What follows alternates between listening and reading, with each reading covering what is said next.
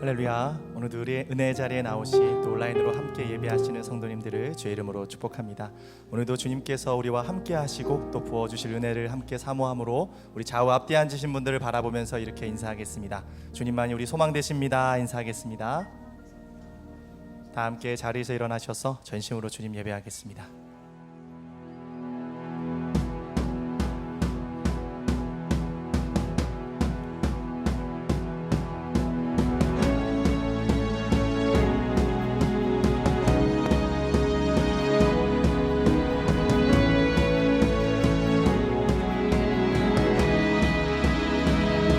더 크게 박수 치면서 오늘 우리에게 승리를 주시는 주님을 바라봅시다. 주님 앞에 우리의 마음을 드리며 찬양합시다.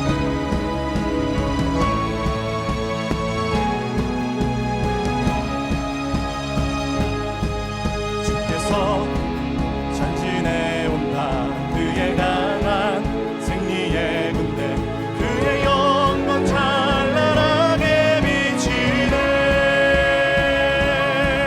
찬양하세 승리의 노래, 주 찬양 승리의 찬양.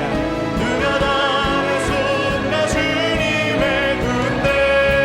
한 번 더 선포합시다. 주께서 전진해 온다. 그의 강한 승리의 군대, 그의 영광 찬란하게 비치네.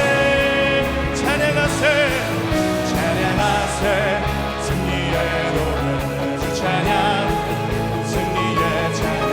누가 당할 순간 주님의 군대.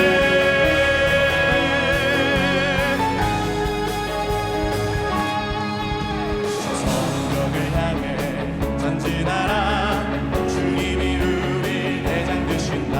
저 성벽을 향해 전진하라. 주님이 우리 대장 되신다. 주가 명령하네. 강한 군사들아, 주가 명령하네. 강한 군사들아. 나팔 소리 쉬운 성에, 크게 울려 거룩한 성에. 나팔 소리 쉬운 성에 울려라.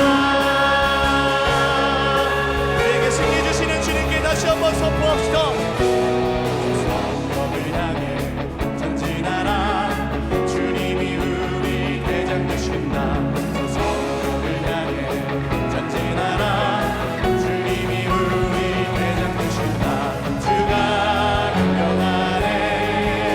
강한 군사들, 주님이 명령하십니다.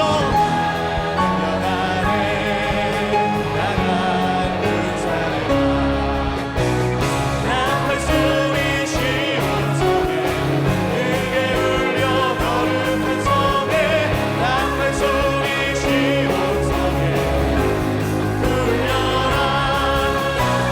나팔 소리 쉬운 성에, 크게 울려 거룩한 성에.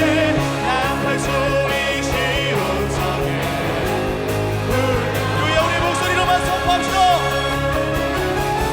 나팔 소리 쉬운 성에, 크게 울려 거룩한 성에. 나팔 소리 쉬운 성에. 두 손을 높이 들고 선포합시다.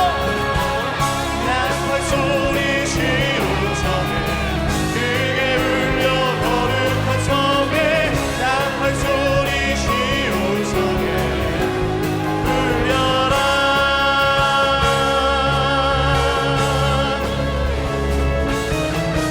예, 승리의 왕이 되시는 전능하신 하나님을 찬양합니다. 오늘도 우리를 다시 일으켜주실 주님께 우리 감사와 영광의 박수 올려드립시다. 할렐루야.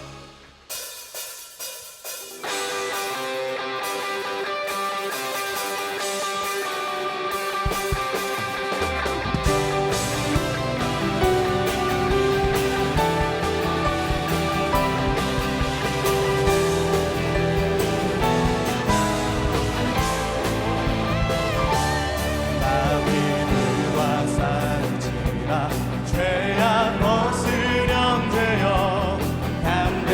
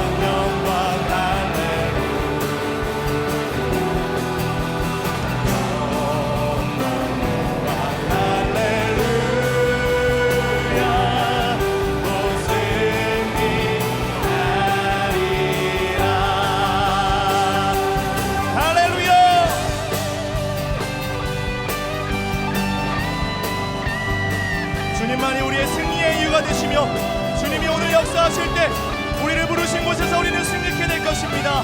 우리를 다시 일으켜 주실 주님께 우리의 마음을 드리며 다시 한번 믿음으로 선포합시다.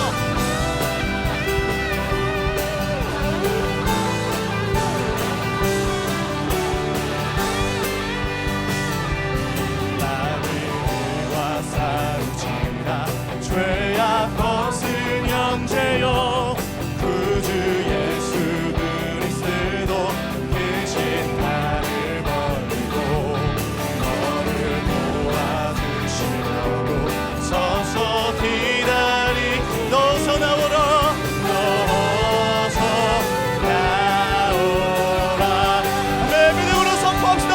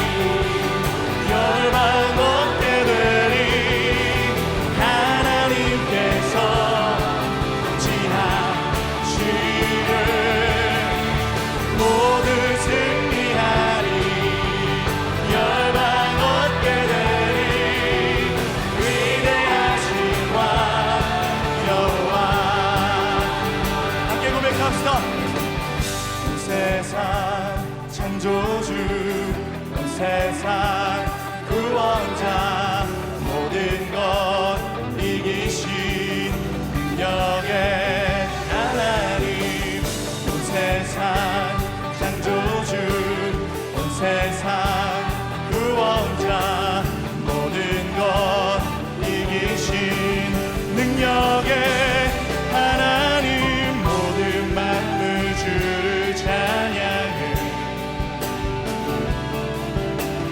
모든 민족 주께 경배해. 할렐루야. 주여 마음을 다하고 외칩시다. 모두 승리하리 열방 얻게되리 하나님께서 지하시를 모두 승리하리 열방 얻게되리 위대하신 두 손을 높이 들고 우리의 목소리로 선포합시다. 할렐루야. 찬양 할렐루야. 주님이 우리의 승리의 이유가 되십니다. 주님 오늘 하여 주시옵소서. 동지하시네 찬양 할렐루야 찬양 할렐루야 위대하신 왕. 우리 더 큰 소리로 선포합시다. 찬양 할렐루야 찬양 할렐루야 네 찬양 할렐루야 하나님께서 통치하시네 찬양 할렐루야 찬양 할렐루야 위대하신 왕 여호와 위대하신 왕 위대하신 왕 여호와.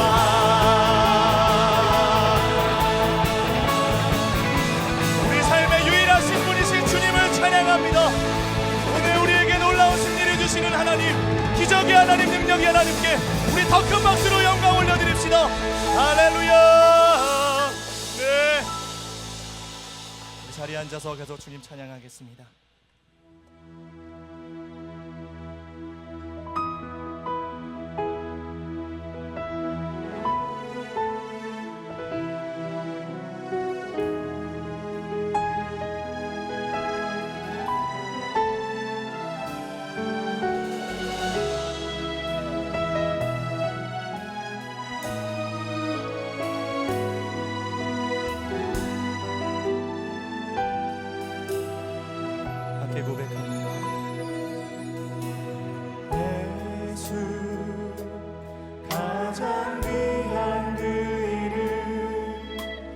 예수 언제나 기도 들으사 오 예수 나의 손 잡아주시는 가장 귀한 그 이름 예수 찬양하기 원하네 예수 저는 말아준 대신 오 예수 날 위해 고통당하신 가장 귀한 그 예수 그리스도의 이름을 우리 가슴에 손을 얹고 한 번 더 고백합시다. 예수 왕의 왕이 되신 예수 왕의 왕이 되신 주 예수 당신의 끝없는 사랑 오 예수 목소리 높여 찬양해 가장 귀한 다시 한번 왕의 왕이 되신 주님의 이름을 고백합시다.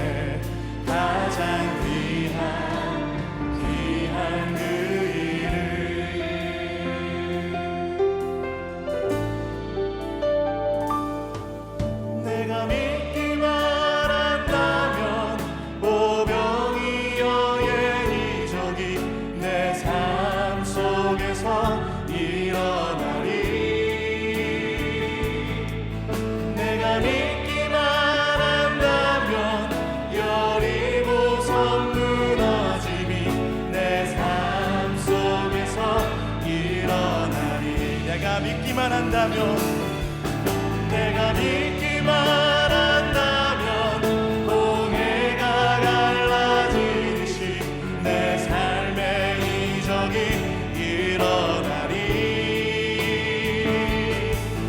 내가 믿기만 한다면 죽은 자 살아나듯이 내 삶의 이적이 일어나리 천지를 창조하신 하나님을 고백합니다.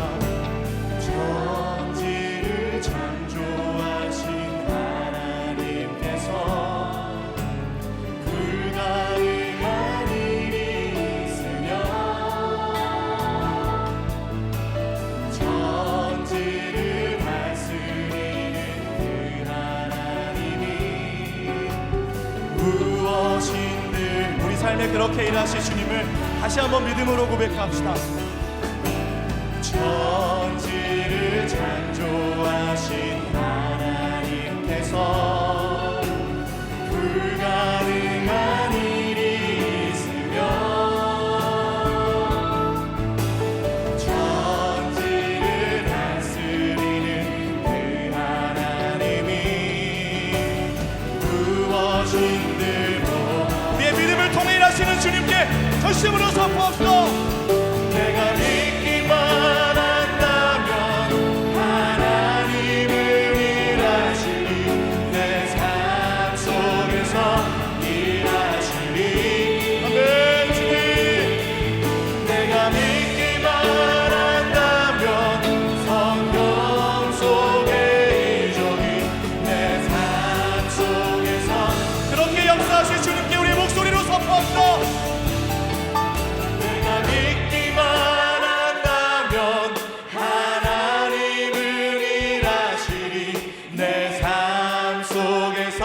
그렇게 우리 삶의 선하게 일하시는 주님 바라봅시다.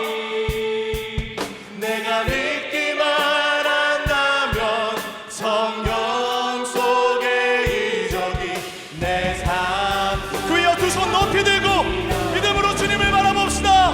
할렐루야.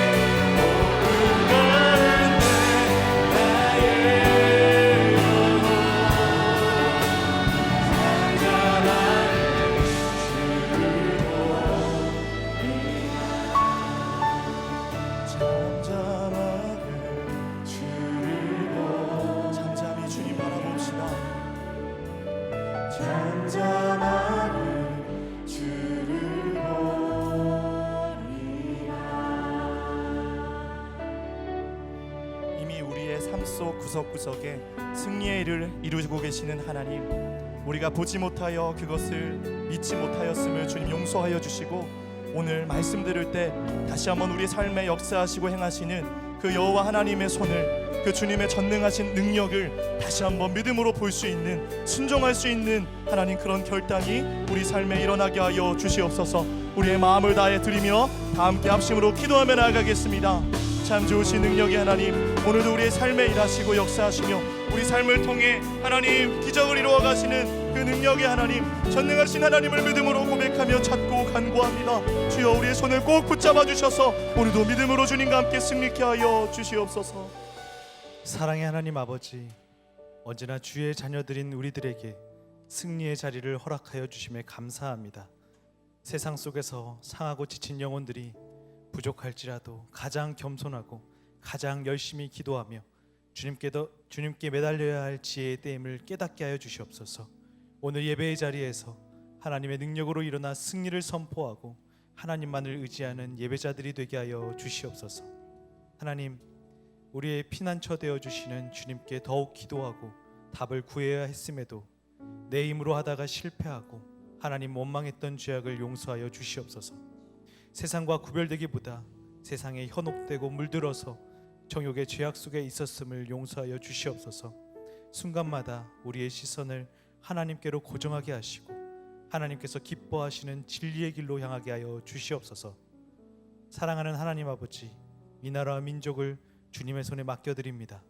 모든 역사와 전쟁의 주인이신 하나님께서 나라와 민족을 보호해 주시고 모든 걸음을 주관하시는 세심한 사랑을 온 나라가 경험하고 감사와 찬양을 올려드리는 나라 되게 하여 주시옵소서. 정치적으로, 경제적으로, 그리고 코로나19로 인하여 어려워진 부분들은 회복의 손길을 바라시고 부정한 것, 불의한 부분들은 깨끗하게 정리되는 연단의 과정이 되게 하여 주시옵소서. 새로운 교회를 위해 기도합니다.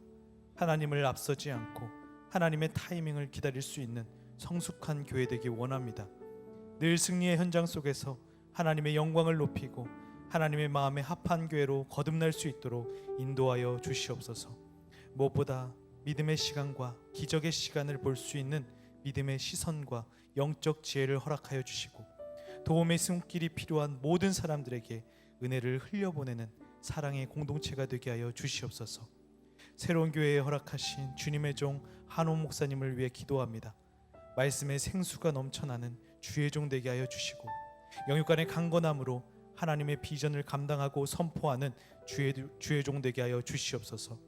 말씀으로 인하여 모든 성도들은 세상 속 연정 종제터에서 승리를 경험하고 더욱더 주의 군사로 세워지도록 인도하여 주시옵소서. 오늘도 우리의 예배를 주목하시고 계신 주님께 믿음의 시선을 집중하고 우리를 거룩한 산제물로 드리기를 결단하며 나아가기를 소망하며 살아계신 우리 구주 예수 그리스도의 이름으로 기도드립니다. 아멘.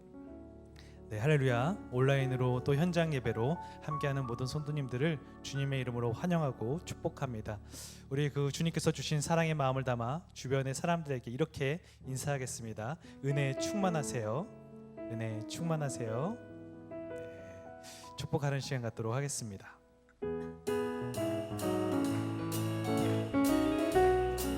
서로를 바라보며 축복하겠습니다. 축복합니다. 주님의 이름으로 축복합니다. 주님의 사랑으로 이곳에 모인 주의 거룩한 자녀에게 주님의 기쁨과 주님의 사랑이 충만하게 충만하게 넘치기를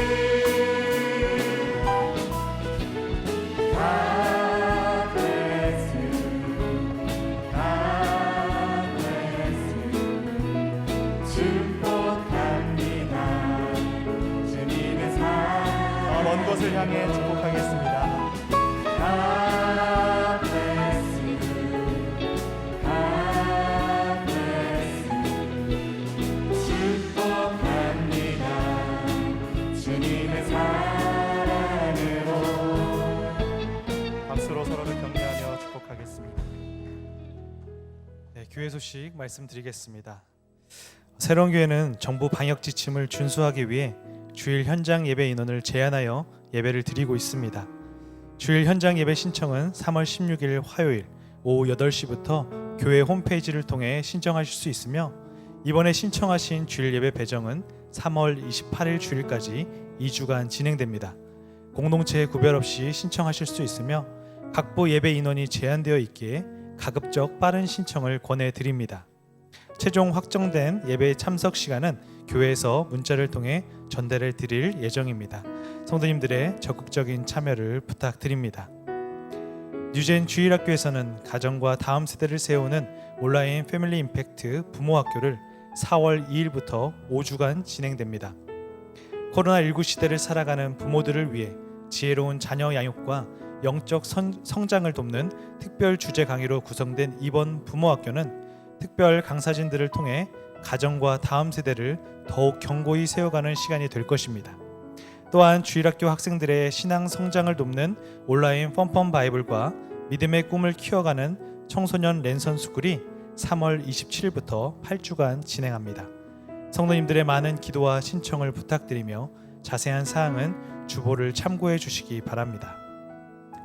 성경적으로 가정을 세우고 자녀를 양육하기 원하는 어머니들을 위한 성경 공부 마더와이즈 자유 과정이 오는 4월 6일부터 시작됩니다.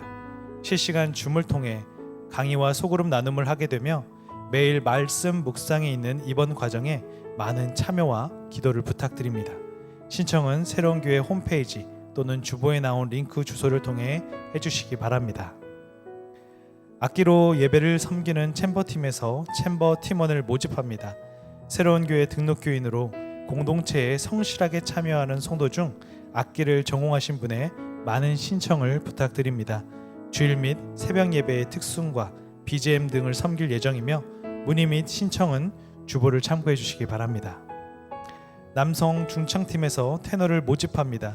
새로운 교회 등록교인 중 공동체에서 성실하게 활동하시며 테너의 은사를 가지신 분은 신청이 가능합니다. 또 신청은 주보를 참고해 주시기 바랍니다.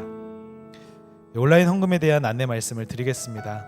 온라인으로 송금하실 때는 송금자명에 이름과 생년월일을 반드시 적어 주시기 바랍니다.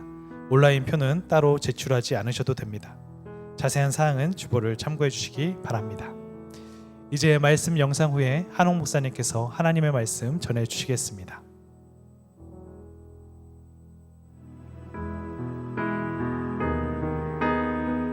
패자 부활전 사무엘상 30장 11절에서 31절 말씀입니다.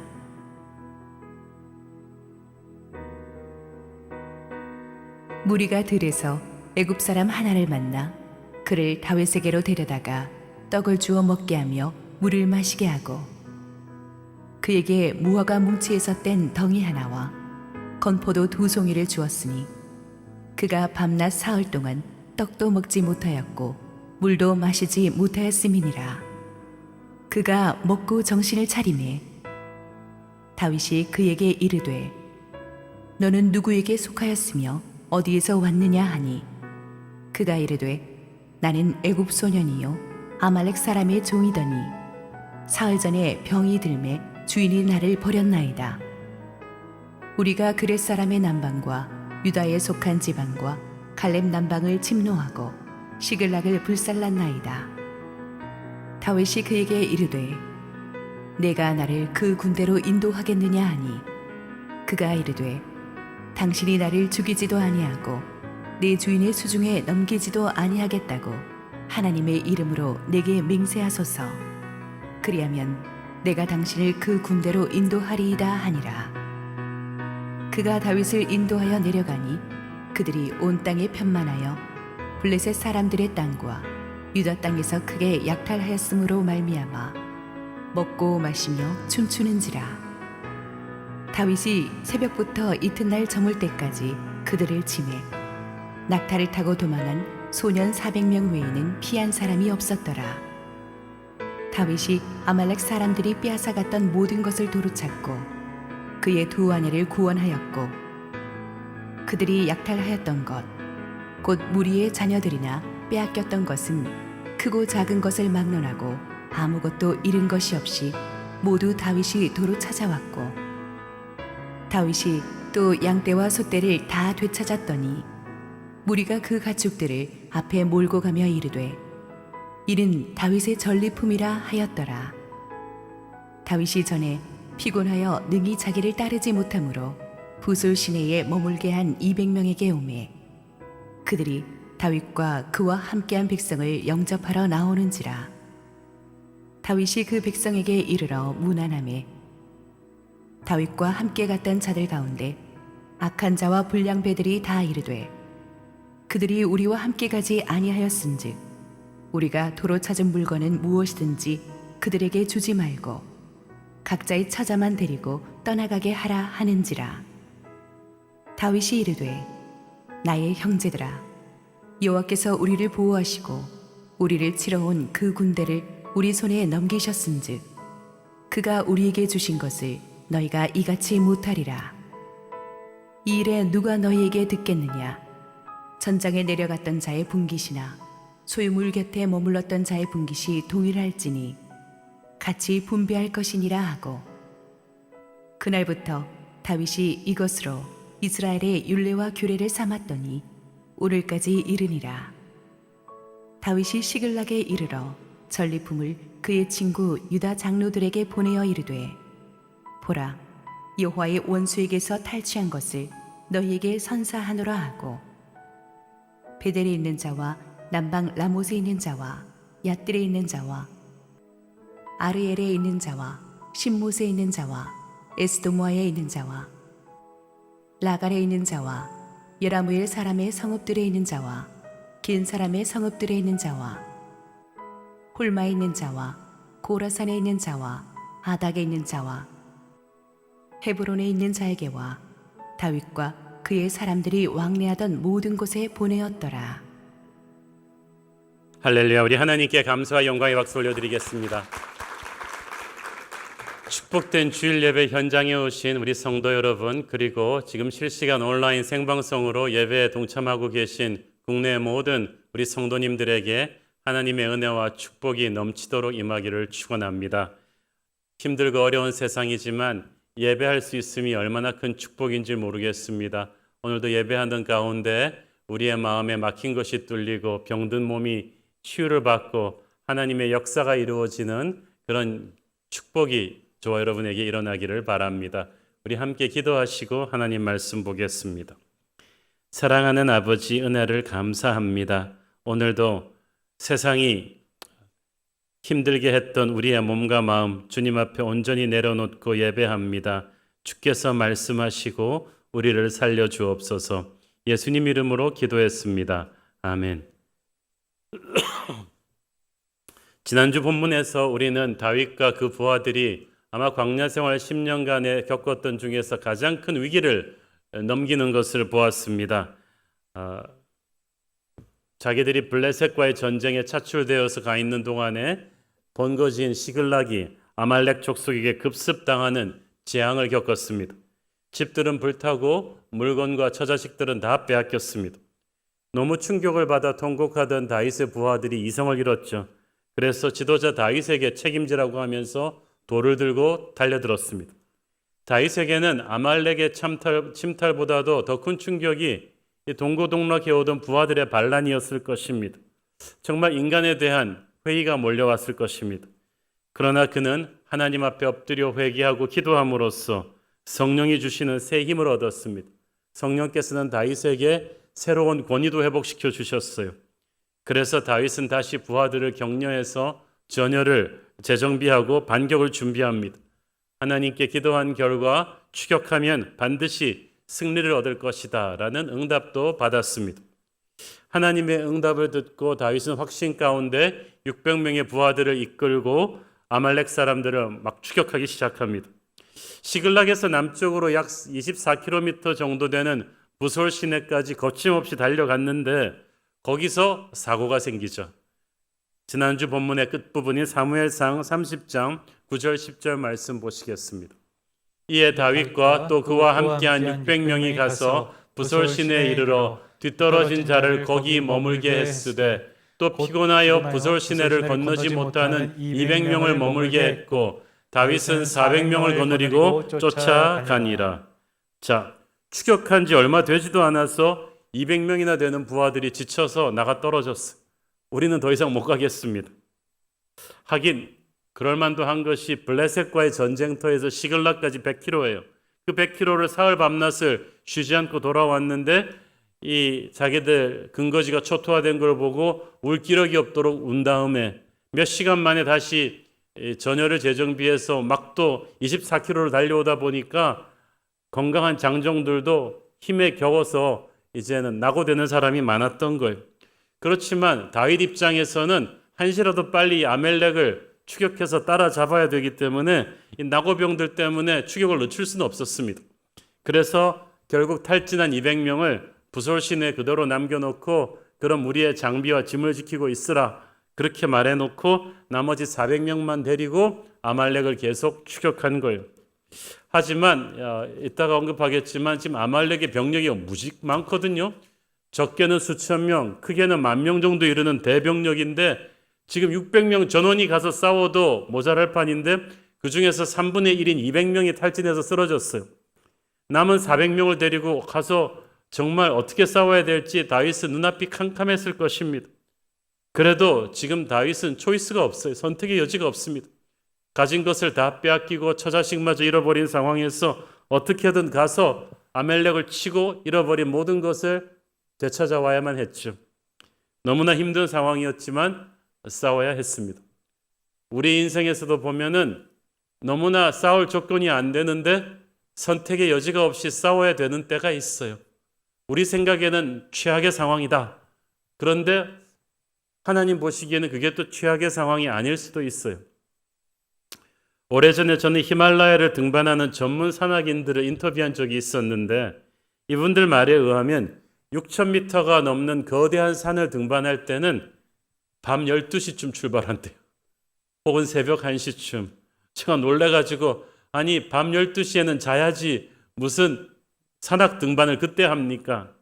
그때는 몸의 바이오 리듬을 거스리는 최악의 시간이 아닌가요? 라고 물어봤더니 의외로 고산 등반에는 그 시간이 최적의 시간이라고 합니다. 왜냐하면 밤에는 눈이 단단히 얼어 있어서 눈사태가 날 위험이 없대요. 그런데 해가 뜨기 시작하면 찬 공기와 더운 공기가 섞이면서 눈사태가 날 확률이 아주 높아진답니다. 그래서 역설적이지만 몸 상태는 최악인 한밤중에 출발하는 것이 정상을 정복하는 데 있어서는 최적의 타이밍이라는 거죠. 그래서 우리가 생각하는 최악의 타이밍이 반드시 최악의 타이밍이 아닐 수도 있어요. 여러분, 우리도 보면은 인생에서 운명을 걸고 싸워야 되는데 조건이 너무 안 좋은 경우가 있죠. 다윗처럼. 돈도 부족하고 사람도 턱없이 부족하고 시간도 부족한데 일을 벌려야 돼요. 하지만 모든 것이 완벽하게 갖추어진 상태에서 전쟁 치르는 경우는 거의 없는 것 같아요. 없는 시간 쪼개고 없는 돈을 다시 재배치하고 없는 사람을 가지고 병든 몸으로 선택의 여지가 없으니까 뛰어드는 거예요. 그렇지만 모든 것이 부족한 지금 어쩌면 우리는 가장 겸손하고 가장 간절히 하나님께 의지하고 있으며 가장 지혜로워져 있는 때인지 모릅니다. 그래서 하나님 보시기에는 최고의 타이밍인 거예요. 근데 많은 사람들이 거꾸로 생각해요. 나는 형편이 좀 나아지면 하나님 일할게요.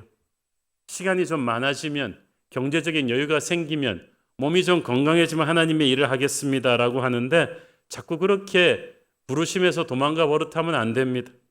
우리 생각에는 최악의 타이밍이지만 하나님 보시기에는 최상의 타이밍이 많거든요. 저도 개인적으로 도저히 그날 설교를 못할 정도로 육체적으로, 영적으로, 정신적으로 힘든 경우가 가끔씩 있었는데 나중에 성도들 피드백을 들어보면 그때 한 설교가 가장 은혜로웠다고 합니다. 어떤 주일에 그 설교를 했는지 말씀드릴 수는 없어요. 그렇지만 그렇다는 거죠. 모든 것을 다 잃은 상태에서 앞으로 전진하는 것밖에는 선택의 여지가 없는 다윗. 우리에게도 선택의 여지가 없는 경우가 많습니다. 앞으로 전진해서 잃어버린 모든 것을 빼앗아 오는 수밖에 없는, 그런데 객관적인 전력에서 적에 비해서 이쪽이 너무나 불리해요. 숫자도 적고 돈도 없고 게다가 적은 잘 먹고 힘이 넘치고 있는데 아군은 숫자도 적고 굶주렸어요. 게다가 아말렉군을 추격할 즈음에는 달려가느라고 다윗의 군대는 지쳐 있을 거예요. 어떻게 이긴단 말입니까? 그러나 다윗은 그 모든 불리한 상황을 다 알면서도 하나님께 맡기고 가는 수밖에 없었어요. 400명밖에 남지 않은 부하들을 데리고 이제 추격을 합니다. 잡혀있는 처자식을 생각하면 마음이 조급한데 문제는 이게 조급한 마음만 가지고 되는 일이 아니라는 거예요. 아말렉이 어디 있는지를 몰라요. 이 아말렉이 참 추격하기가 고약한 것이 일정한 거주지가 있는 민족이 아니거든요. 항상 이동하며 약탈하며 생활하는 자들이기 때문에 이들의 그 행선지를 파악하는 건 너무나 어려웠습니다. 무조건 발자국이나 이런 걸 보고 트래킹을 해야 되는데 이 광야 사막에서는요, 모래바람이 자주 불어서 반나절만 지나면 발자국이 다 없어져 버려요. 사흘 전에 떠난 아말렉을 그 채취를 따라간다는 것은 진짜 서울에서 김서방 찾기보다 힘든 그 넓은 광야지대에서 어떻게 아말렉을 찾습니까? 그런데 하나님께서 서울에서 김서방을 찾을 수 있는 단추를 주셨어요. 기가 막힌 일이 벌어집니다. 11절 12절 읽습니다. 무리가 들에서 애굽 사람 하나를 만나 그를 다윗에게로 데려다가 떡을 주어 먹게 하며 물을 마시게 하고 그에게 무화과 뭉치에서 뗀 덩이 하나와 건포도 2송이를 주었으니 그가 밤낮 사흘 동안 떡도 먹지 못하였고 물도 마시지 못하였음이니라. 그가 먹고 정신을 차리매. 다윗의 군대가 가는데 광야에서 방황하는 한 애굽 사람을 만납니다. 광야에서는 그렇게 길을 잃고 먹지도 마시지도 못하고 쓰러져 가는 사람이 많기 때문에 사실은 뭐 놀랄 일도 아니었어요. 다윗은 지금 아말렉 추격하는 게 급하기 때문에 그 뭐 생판 모르는 사람 죽어가는 거 모른 척해도 누가 뭐라 그러지도 않을 거예요. 그러나 다윗은 하나님의 사람이에요. 그 죽어가는 사람을 보니까 측은지심이 일어났습니다. 그래서 스톱하고 먹을 것과 마실 걸 주었고 이 사람의 기력을 회복하게 했습니다. 다윗은 이때 무엇을 바라고 한 일이 아니었어요. 그냥 하나님의 마음을 품고 가엾은 영혼을 돕는 사랑으로 한 일이었는데 이 작은 친절이 생각지도 못한 기적의 브레이크트루를 다윗에게 열어줍니다. 이 구조한 사람이 보통 사람이 아니었던 거예요. 13절 14절 읽습니다. 다윗이 그에게 이르되 너는 누구에게 속하였으며 어디에서 왔느냐 하니 그가 이르되 나는 애굽 소년이요 아말렉 사람의 종이더니 사흘 전에 병이 들매 주인이 나를 버렸나이다. 우리가 그렛 사람의 남방과 유다에 속한 지방과 갈렙 남방을 침노하고 시글락을 불살랐나이다. 와, 다윗의 본거지를 약탈하고 도주하던 아말렉 부족의 지도자가 병들고 약한 자기 병사 한 사람을 들에 그냥 버리고 간 거예요. 원래 아말렉이 좀 못된 민족이잖아요. 약자를 배려하는 사람들이 아닌데다가 이 병사는 아말렉 사람도 아니고 애굽의 노예 출신의 용병이었기 때문에 더더욱 인간 취급을 받지 못했습니다. 이 사람이 병들고 지쳤다고 하니까 아말렉 그 두목이 말했고 야야 귀찮다 짐 된다 버리고 가자. 그리고 죽으라고 버리고 간 거예요. 그러나 죽기 일보 직전에 이 애굽 병사는 자신의 그 다윗을 만나서 구원을 받았어요. 생명의 은인이니까 물어보지도 않은 자기 신상 얘기를 다 합니다. 자기가 아말렉 군대에 속한 병사라는 것을, 그리고 여러 군데를 침노했는데 마지막으로 침탈한 것이 바로 시글락이었다는 것을 말하는 거예요. 물어보지도 않은 말을 털어놓는 이 병사가 시글락이라고 말하는 순간에 다윗과 모든 부하들이 꽝 일어났을 거예요. 15절 읽습니다. 다윗이 그에게 이르되 네가 나를 그 군대로 인도하겠느냐 하니 그가 이르되 당신이 나를 죽이지도 아니하고 내 주인의 수중에 넘기지도 아니하겠다고 하나님의 이름으로 내게 맹세하소서. 그리하면 내가 당신을 그 군대로 인도하리이다 하니라. 다윗의 말을 들으면서 애굽 병사는 대충 상황을 짐작했습니다. 아말렉의 습격으로 모든 것을 잃은 사람들인 거예요. 이제 보복하기 위해서, 이런 것을 찾기 위해서 달려가고 있다가 자기를 살려준 거예요. 이 병사 입장에서는 자기의 생명의 은인인 다윗에게 도움을 안 줄 이유가 없었고 자기를 죽으라고 버리고 간 아말렉에게 충성할 이유가 없었어요. 다만 이 병사가 걱정하는 것은 자기를 버리고 간 아말렉 사람처럼 다윗도 필요한 정보만 빼낸 다음에 자기를 죽일까 봐 두려웠어. 그래서 나를 죽이거나 애굽의 도로 노예로 팔지 않겠다고 맹세하라. 그래서 그 약속을 받은 다음에 다윗을 돕기로 했습니다. 아말렉은 자신들이 죽으라고 버리고 간 이 노예 병사가 다윗의 길라잡이가 되어서 자신들을 공격하게 될 줄은 꿈에도 몰랐을 거예요.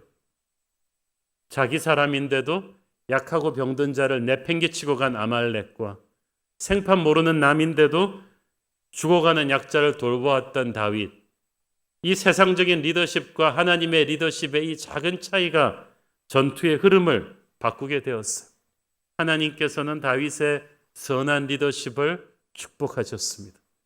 막막하던 아말렉이 어딘지 있는지 몰라서 막막하던 다윗의 군대에게 기적 같은 브레이크트루가 바로 이 작은 사랑으로 인해서 열린 거예요. 오래전에 미국 필라델피아의 한 작은 호텔에서 있었던 일입니다. 그날따라 비바람이 아주 강하게 몰아치던 밤에 한 비에 젖은 노부부가 밤 12시 가까이 돼서 방을 구하러 찾아왔습니다. 마침 휴가 기간이라서 그 호텔은 물론 주변의 모든 호텔들에 비는 방이 하나도 없었어요. 그때 너무 늦은 시간이라 그렇지만 이 노부부도 갈 데가 없어요. 하지만 빈 방이 없는 걸 어떡합니까? 그 호텔 매니저는 프런트에 있는 그 조지라는 청년 직원에게 야, 적당히 알아서 말하고 돌려보내. 그리고 퇴근해 버렸어. 노부부가 난감한 표정으로 어쩔 줄을 모르고 서 있고 이 조지라는 청년도 어쩔 줄을 몰랐습니다. 그렇지만 이 노부부를 보면서 조지는 자기 부모님을 생각했어요. 그래서 말했습니다. 선생님, 지금 우리 호텔에 방이 없고 근처 호텔들도 방이 없고 그렇지만 지금 나가셔서 길에 주무실 수도 없고 하니 괜찮으시다면 누추하지만 제 직원 숙소에서 두 분을 주무시게 해드리겠습니다. 그래서 자기 직원 숙소 방 침대를 정리하고 거기에 주무시게 해드렸어요. 노부부가 몇 번씩 사양했지만 조지는 꼭 그렇게 했습니다. 그리고 자기는 담요 들고 나와가지고 호텔 그 라운지 소파에서 잤어요. 그 다음날 아침에 노부부가 체크아웃을 하면서 이 조지의 그 명찰을 가만히 보더니 그 노신사가 말했습니다. 당신은 미국 최고의 호텔의 지배인이 되어야 마땅한 사람입니다. 내가 반드시 당신을 기억할 것입니다. I will remember your name. 그 청년은 그냥 고마워서 한 말이니 생각했어요. 근데 2년 지나고 나서 그 호텔로 편지가 한 장 도착했어요. 조지의 이름으로 온 편지였어요.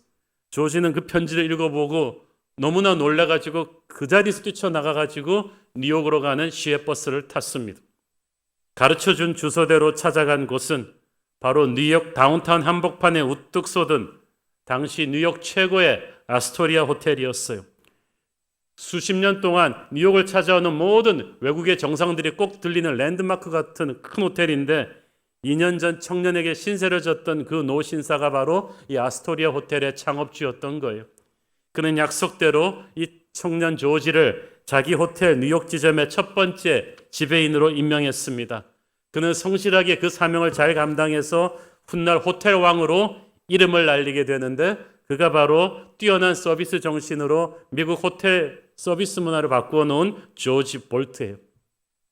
비바람 치던 그날 밤에 오갈 데 없는 노부부에게 베풀었던 작은 친절 하나가 기적 같은 인생 돌파구를 열어줄 줄은 누가 알았겠습니까? 우리는 항상 큰 일에 신경을 쓰고 그것을 이루기 위해서 정신없이 달려가는 과정에서 중간에 걸리는 작은 일, 작은 사람을 홀대하기 쉽습니다. 나는 큰 일을 할 사람이야. 이런 작은 일 할 사람이 아니야. 다윗이 그렇게 할 수 있었어요. 나는 아멜렉을 치러 가고 있어. 지금 죽어가는 사람 한두 명이 아닌데 내가 이 사람 도울 계제가 못 돼. 그럴 수도 있었는데 다윗은 그 다급한 와중에서도 죽어가는 애굽 병사를 조건 없는 사랑으로 도왔어요. 그리고 그것이 축복의 브레이크드루였어요. 우리 인생에서도 똑같은 일이 일어날 수 있습니다. 여러분, 아무리 바빠도 눈앞에 있는 작고 연약한 한 사람을 무시하지 말고 그에게 선한 사마리아인이 되어주십시오. 하나님께서 그를 통해 어쩌면 여러분 인생의 뜻밖의 돌파구를 열어주실 수가 있어요. 16절 읽습니다. 그가 다윗을 인도하여 내려가니 그들이 온 땅에 편만하여 블레셋 사람들의 땅과 유다 땅에서 크게 약탈하였으므로 말미암아 먹고 마시며 춤추는지라. 자, 애굽 병사는 3일 전에 아말렉 병사들에게 버려졌지만 그는 이들이 어디로 행군할 것인지를 잘 알고 있었습니다. 그래서 지체 없이 다윗의 군대를 이 아말렉의 수경지로 인도한 거예요. 사실 이 애굽 가이드를 만나기 전까지만 해도 다윗은 막막했습니다. 하나님께서 승리할 것이라는 약속을 주셨지만 아말렉을 추적하는 가운데 어디 있는지 모르니까 너무 힘들어요. 이러다가는 아말렉 찾는데 이리저리 헤매다가 얼마 되지 않은 병력이 다 탈진해서 쓰러질 수도 있었는데 우연히 중간에서 만난 이 애굽 병사가 마치 하나님이 숨겨놓으신 비밀지도와도 같았던 거예요. 이제 더 이상 아말렉 찾느라고 다윗은 불안한 마음으로 헤매지 않아도 됐던 거예요. 단 1초의 시간도 낭비하지 않고 조금의 에너지 낭비도 없이 바로 일직선으로 아말렉이라는 타겟을 때릴 수가 있었습니다. 하나님께서 하나님의 말씀대로 우리가 인생을 경영하면 늦게 가는 것 같지만 낭비가 없이 반드시 우리에게 승리를 주실 줄 믿습니다. 아말렉의 수경지에 도착해 보니까 이제 해가 뜰 무렵 새벽녘에 도착했는데 가관이었습니다. 아말렉 족속들이 온 벌판에 잔치판을 벌이고 있었어요. 약탈해온 것들을 막 먹으면서 신나게 파티를 벌이며 즐기고 있었습니다. 블레셋 사람의 땅과 유다 땅에서 크게 약탈하였다라는 말로 미루어 보아서 수많은 곳에서 약탈해왔음이 분명해요. 다윗 군대 식솔만 해도 몇천 원 되었을 텐데 포로로 잡아온 사람이 그분들뿐만 아니잖아요. 여러 군데서 포로로 잡아온 것을 관리하다 보니까 제가 볼 때 아말렉의 병력이 적어도 몇천에서 만 명은 넘는 대병력이었던 것 같아요. 이런 큰 무리를 다윗이 400명밖에 안 되는 병력으로 공격했다는 사실은 기적이라고밖에 볼 수 없습니다. 아말렉은 굉장히 사납고 반드시 보복하는 큰 부족이었기 때문에 아말렉에게 약탈당하고도 이 거대한 약탈자들을 감히 쫓아서 공격해오는 부족들이 없었어요. 그래서 아말렉은 누가 감히 우리를 쫓아와서 공격하려는 생각으로 자만감에 취해서 부어라 마셔라 하고 있었던 거죠. 하지만 상대를 한참 잘못 보았죠. 그들을 쫓아오는 사람은 그 누구도 아닌 골리앗을 쓰러뜨린 다윗이에요. 혼자서 수많은 전투를 감당하면서도 물러선 적이 없던 다윗이 정말 비호처럼 쫓아왔습니다. 그리고 공격합니다. 그날의 전쟁은 눈부신 패자 부활전입니다. 17절 읽습니다. 다윗이 새벽부터 이튿날 저물 때까지 그들을 치매 낙타를 타고 도망한 소년 400명 외에는 피한 사람이 없었더라. 설마 이 넓은 광야에서 다윗의 추격대가 이렇게 정확하게 자기들 위치를 파악하고 공격해 올 줄은 생각지도 못했어요. 한참 잔치 중이던 아말렉 병사들은 이 청천벽력같이 덮친 다윗의 부하들에게 속수무책으로 쓰러졌습니다. 새벽부터 이튿날 해질 때까지 다윗의 군대는 아말렉을 괴멸시켰는데 생존자라고는 400명, 잔치에 참여하지 않고 낙타와 가축들을 지키고 있던 400명만 살아서 도망가고 전부 전멸해버렸어. 완벽한 승리를 거둡니다. 19절 읽습니다. 그들이 약탈하였던 것, 곧 무리의 자녀들이나 빼앗겼던 것은 크고 작은 것을 막론하고 아무것도 잃은 것이 없이 모두 다윗이 도로 찾아왔고, 아무것도 잃은 것이 없이 다 찾아왔다. 이 말이 얼마나 좋습니까? 하나님은 반드시 우리가 잃어버린 것들을 회복하게 하실 거예요. 다윗이 블레셋으로 망명해서 영적 암흑지대에 있는 동안에 그는 모든 것을 잃고 말았습니다. 그러나 하나님의 품으로 다시 돌아와서 예수 이름으로 다시 일어나니까 다윗은 모든 것을 되찾을 수 있었어요. 탕자가 아버지의 집을 떠나니까 모든 것을 잃었습니다. 아버지의 집으로 돌아오니까 모든 것이 회복되었어요. 여러분이 하나님과의 관계를 회복한다면 잃어버린 모든 것을 회복할 수 있을 줄 믿습니다. 자, 그런데 여기까지 좋았는데 다윗에게 좀 곤혹스러운 상황이 기다리고 있었습니다. 21절 읽습니다. 다윗이 전에 피곤하여 능히 자기를 따르지 못함으로 부솔 시내에 머물게 한 200명에게 오매 그들이 다윗과 그와 함께한 백성을 영접하러 나오는지라 다윗이 그 백성에게 이르러 문안하매. 자, 산더미 같은 전리품과 이제 포로들을 다시 찾아서 돌아오는 다윗이 그 중간 스테이션엔 부솔 시내로 오니까 그때 남겨놓고 갔던 나고병 200명이 있었을 거 아니에요? 이 나고병 200명은 굉장히 좀 부끄러웠을 거예요. 자기들이 끝까지 전투에 참여해야 되는데 동료들은 죽으라고 싸워서 전리품을 찾아서 돌아오는데 자기들은 한 게 아무것도 없는 것 같아요. 막 미안한 마음, 죄책감도 있었어요. 그래서 다윗이 이들이 소외감 느끼지 않도록 격려한 거 아니겠어요? 그런데 다윗의 부하들이 다 다윗처럼 선한 게 아니었어요. 다윗의 부하들 중에서 일부 세력이 이 전리품 분배 문제에 있어서 노골적으로 불만을 제기합니다. 22절 읽습니다. 다윗과 함께 갔던 자들 가운데 악한 자와 불량배들이 다 이르되 그들이 우리와 함께 가지 아니하였은즉 우리가 도로 찾은 물건은 무엇이든지 그들에게 주지 말고 각자의 처자만 데리고 떠나가게 하라 하는지라. 이 말이 무슨 말이에요? 쟤들 나고병 아닙니까?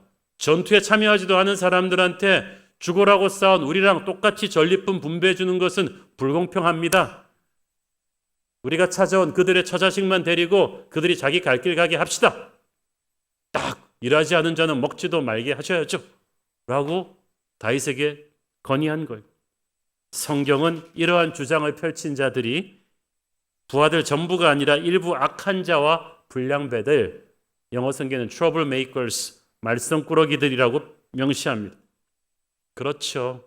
악한 자들이니까 악한 말을 한 거죠. 무슨 말을 하는 것보다 더 중요한 건 누가 하느냐거든요. 선하고 지혜로운 부하들의 조언은 들어야 되지만 악한 사람들의 의견은 딱 컷할 수 있어야 이게 리더죠. 전투에 참여하지 않은 사람들한테는 아무 전리품도 보상해 주지 맙시다. 처자식만 데리고 갈 길 가게 합시다. 너무나 비정한 일 아니에요? 이 호흡올판에서 아무 식량도 없이 처자식만 데리고 가면 이들이 어떻게 살겠어요? 이들의 이런 매정한 주장은 사랑으로 맺어진 하나님의 공동체가 아니에요. 그냥 적자생존, 강한 자만 살게 하자는 세상적인 집단으로 가자는 얘기죠. 어떻게 다윗의 부하들 가운데 이런 사람들이 섞여 있었을까요? 제가 생각하기에 이들 악한 자와 불량배들은 지난주 본문에서 다윗을 돌로 치자고 했었을 때 앞장섰던 사람들이 아닐까 생각이 돼요. 신앙 공동체에도 항상 이렇게 질 안 좋은 사람들이 있어요. 힘들면 항상 리더에게 책임 전가하면서 돌 던지자고 하고 승리한 뒤에는 다른 형제들과 나누는데 인색한 사람들이죠. 이런 사람들에게 그러나 다윗은 휘둘리지 않습니다. 23절, 24절 읽습니다.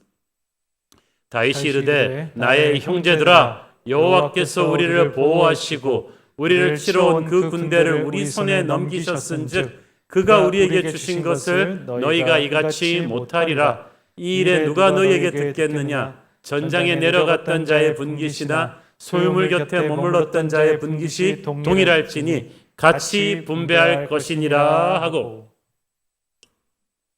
아주 다윗은 이 일에 누가 너희에게 듣겠느냐? 나는 너희들의 의견을 듣지 않겠다고 딱 잘라버립니다. 이유는 간단했습니다. 우리는 세상의 집단이 아니라 하나님의 백성들이다.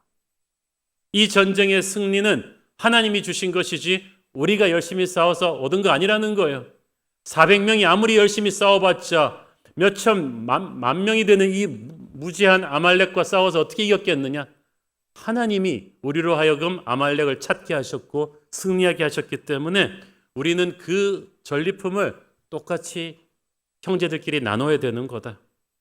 악한 자와 불량배들은 하나님의 은혜를 망각하고 자기들 힘으로 이루었다고 생각한 사람들이었습니다. 다윗은 공로를 세운 자들만 보상하는 세상의 조건부적인 사랑을 거부했습니다. 힘세고 목소리 큰 자들의 압력에도 휘둘리지 않았어요. 이 전쟁의 승리는 하나님이 주신 것이고 전리품은 따라서 하나님의 자녀들 모두가 나누는 것이 마땅하다. 자, 여러분, 분배의 문제는 세상 정치 경제에서도 아주 예민한 문제죠. 과연 공정하게 분배되고 있는가? 사람들이 날카롭잖아요, 그 문제에 대해서. 그런데 교회에서도 이건 쉽지가 않아요. 십자가 은혜로 구원받은 사람들이 모인 교회에서도 자꾸 공로를 내세워서 형제들보다 더 우월한 대우를 받으려는 사람들이 있잖아요. 내가 헌금 많이 했으니까, 교회 봉사 더 많이 했으니까 교회에서 자기를 그만큼 인정하고 세워줘야 된다고 생각합니다. 남들과 똑같이 대우하면 안 된다고 생각해요. 그것은 세상적인 사고방식이죠. 우리는 하나님의 공동체예요. 우리는 그리스도의 보혈로 구원받은 사람들이에요.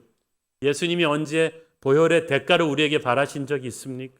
우리가 하나님의 일을 할 때는 보혈에 대한 감사로 하는 것이지 어떤 우리가 이룬 공로에 대한 대가를 바라는 거 아니에요.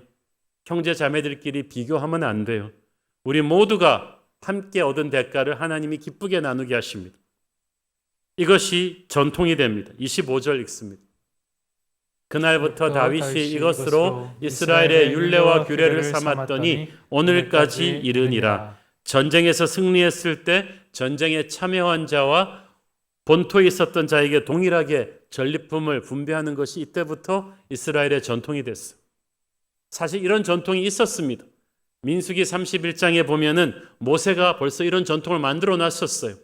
그때도 전투병들과 후방에 있는 백성들이 똑같이 전리품들을 반반씩 분배하게 해놨어요. 하나님의 사랑이 살아있던 때였어요. 그러나 사사시대를 넘어오면서 하나님의 사랑의 시각이 아닌 세상적인 시각으로 보니까 강한 자들만 전리품을 독식하는 이런 체제로 이스라엘도 타락해 있었던 거예요. 이걸 하나님의 사람 다윗이 다시 없애고 하나님의 공동체는 공평하게 분배한다. 이 전통을 다시 만든 것입니다. 왕이신 하나님이 전쟁에서 승리하셨기 때문에 모든 백성은 전리품을 공평하게 분배받아야 한다. 우리는 그리스도의 몸이거든요. 몸은 하나이지만 각각 다른 지체가 있고 다른 역할들이 있습니다. 근데 눈에 보이는 지체들이 보이지 않는 지체들을 보이지 않는다고 무시해서는 안 된다는 거예요. 우리 눈에는 손도 보이고 눈도 보이고 귀, 코, 입이 다 보입니다만은 눈에 안 보이는 심장이나 폐, 허파, 간 이런 거 무시할 수 있습니까? 없이 살아갈 수 없잖아요.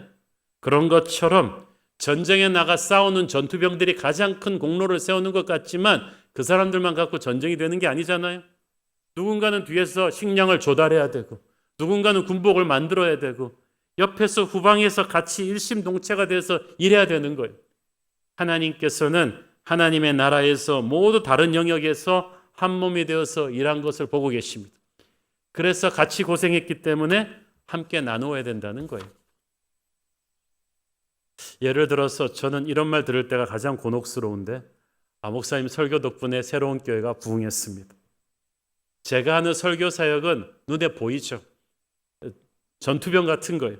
그렇지만 이 설교가 이렇게 은혜롭게 나가기 위해서 뒤에서 열심히 보이지 않는 데서 기도해 주시는 수많은 성도님들의 기도가 있었고 또 우리 장로님들, 권사님들, 재직들이 또 교회 여러 가지 사역들을 열심히 뒤에서 해주시고 성가대, 주일학교 선생님들, 순장님들, CS 멘토들 수많은 지체들이 한 덩어리가 돼서 기도하고 정성을 들여서 피와 땀을 흘려줬기 때문에 합쳐져서 새로운 교회가 여기까지 온 거 아니겠습니까? 이 부흥의 공로는 하나님이 받으셔야 하고 우리 모두가 함께 이 축복을 누릴 권리가 있는 것입니다. 다윗은 그런 생각을 가졌던 사람이었어요. 그런데 이 다윗의 나눔은 여기서 그치지 않습니다. 다윗이 얼마나 큰 사람인가 보십시오. 26절 읽습니다. 다윗이 시글락에 이르러 전리품을 그의 친구 유다 장로들에게 보내어 이르되 보라 여호와의 원수에게서 탈취한 것을 너희에게 선사하노라 하고 전리품을 유다의 장로들에게 다 나누었다는 것을 그리고 이 사람들이 다윗의 친구였다는 것은 다윗이 유다 장로들과 친분을 유지하고 있었다는 의미겠죠. 자, 내가 피 흘려 싸워서 쟁취한 건데 이거를 다른 사람과 나누는 게 이게 쉽습니까? 물론 아말렉으로부터 탈취한 전리품이 많기는 했습니다.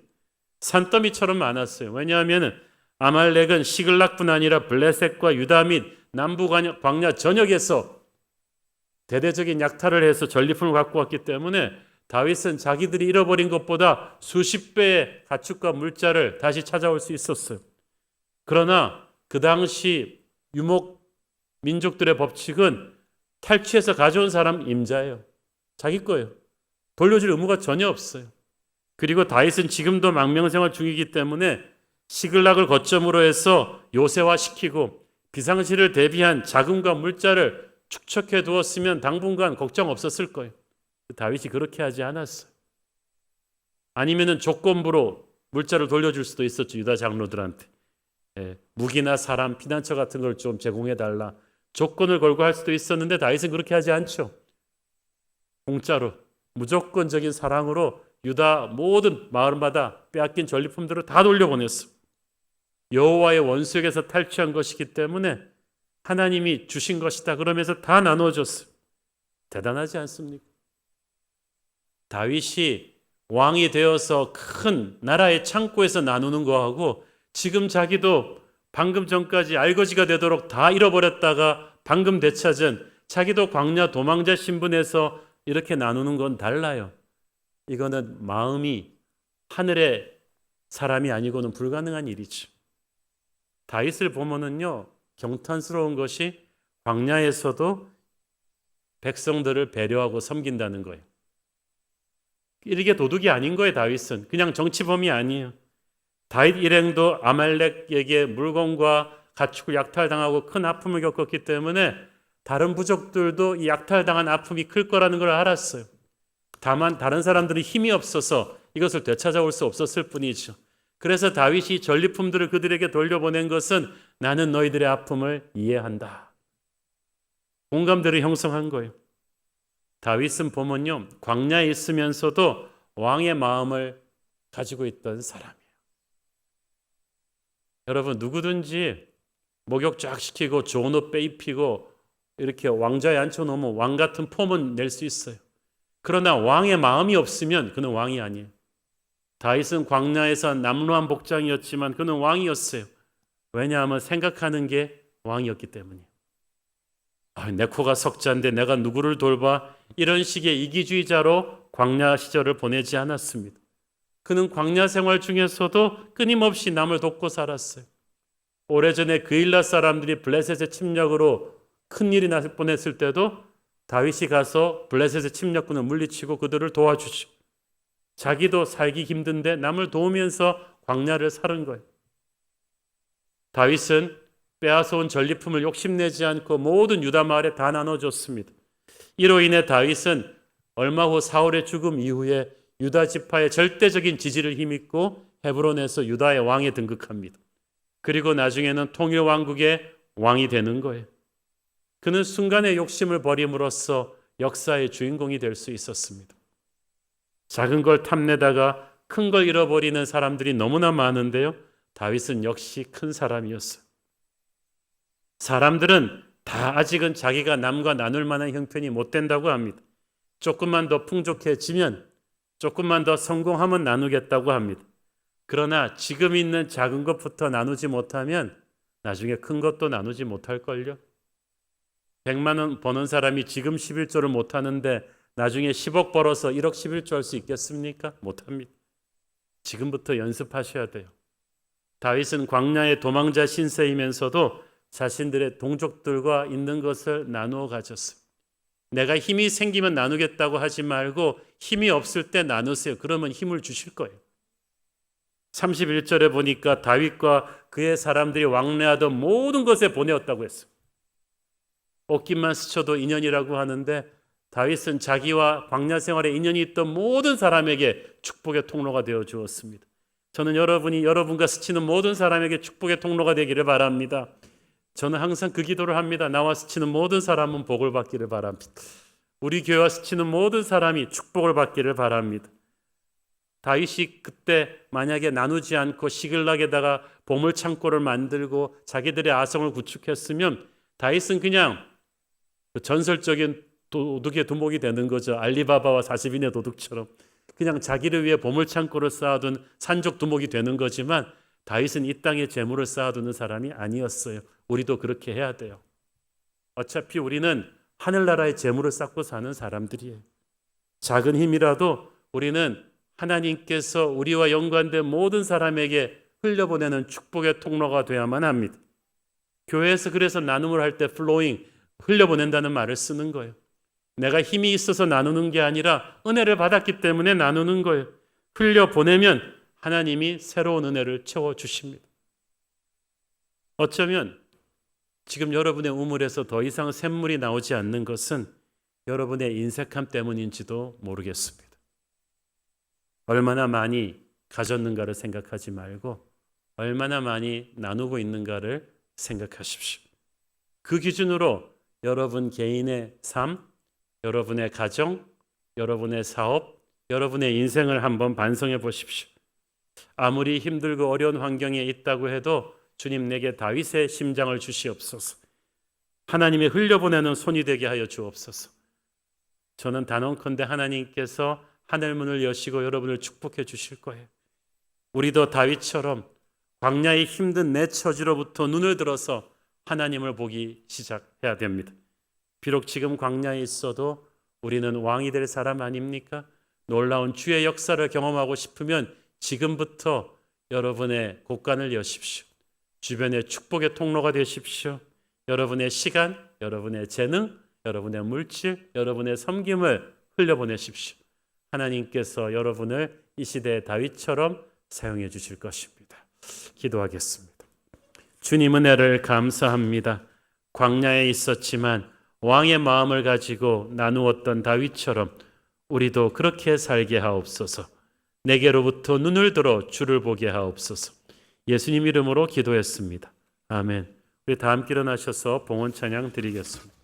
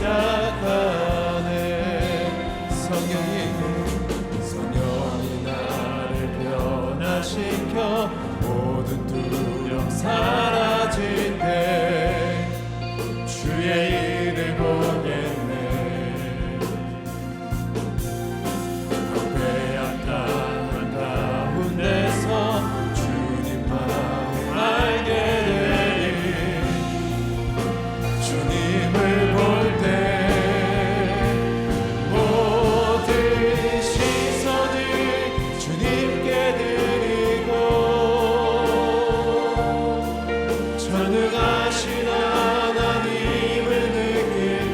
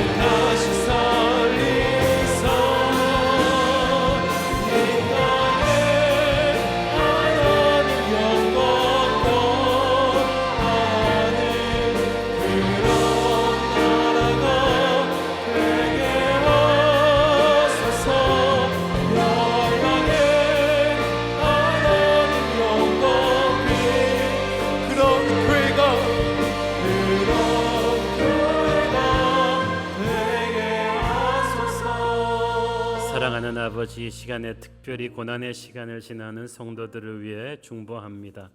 암수술 후에 항생제 부작용으로 고통스러워하는 성도가 있습니다. 항암 치료 과정을 힘들어하는 성도들이 있습니다. 주여 불쌍히 여겨주시고 붙들어 주시고 내가 여기 있다 하여 주옵소서. 말기암으로 위독한 상태에 빠진 우리 성도 부모님에게 은혜를 주셔서 의식이 돌아와 천국 소망을 갖게 하여 주옵소서. 오랫동안 우울함과 무기력함에 눌려있는 성도, 부정적인 생각과 두려움으로 기도가 막혀버린 성도들에게 하늘의 생기가 회복되게 하여 주옵소서. 모야모야병으로 인해 급성 뇌혈관 수술을 받는 성도들에게 은혜와 치유와 기적을 주시옵소서. 채용시험을 앞두고 준비하는 성도, 이직을 고민하는 성도들, 코로나가 장기화되면서 기대했던 사업이 완전히 무너져 내려서 경제적으로 어려운 가정들이 많습니다. 주께서 불쌍히 여기시고 들의 백합화도 입히시는 은혜를 보여주시옵소서. 이 타락하고 강박한 시대에 영유아부터 대학 청년에 이르기까지 우리의 다음 세대들 말씀의 사람으로 우뚝 서게 하여 주시고 우리 새로운 교회, 세상에 소망을 주는 존경받는 아름다운 교회 되게 하여 주시옵소서. 반목과 대립과 불신과 어둠으로 가득 찬 이 나라 대한민국을 불쌍히 여겨주시고 다가오는 시장 선거에 하나님의 은혜가 임하게 하여 주시고 거룩한 소망이 이 민족에게 임하게 하여 주시옵소서. 주신 은혜 감사하며 드리는 헌물의 손길들을 축복하시고 지금은 살아계신 우리 주 예수 그리스도의 은혜와 하늘아버지 끝없는 사랑과 성령님 감화 감동하신가 교통과 축복하심의 은혜가 오늘도 광야 속에서 다윗의 마음으로 약한 자들을 섬기며 주의 역사를 체험하기를 소원하는 사랑하는 주의 백성들 머리머리 위에 지금부터 영원토록 함께 계시기를 축원하옵나이다. 아멘.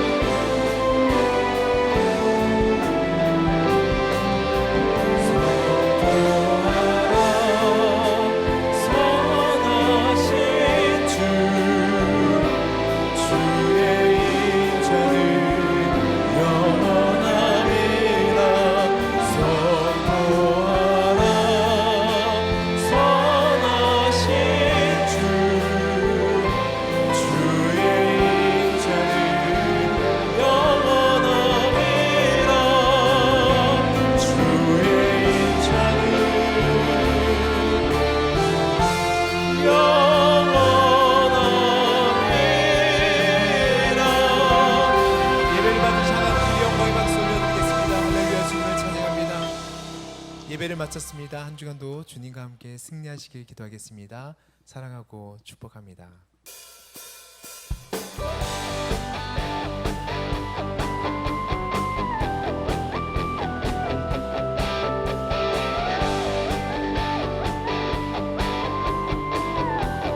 우리 믿음으로 선포하며 고백하며 나가도록 하겠습니다. 하늘에 계신 아버지 이름 거룩하며 주의 영광 이곳에 가득하게 기도하네. 하늘에 계신 아버지 주 이름 다 외치며 주의 영광 이곳에 가득하게 기도하네. 찬양해 새 노래로 찬양해 새 노래로 찬양해 새 노래로 주님께 주님의 나라 주님의 뜻이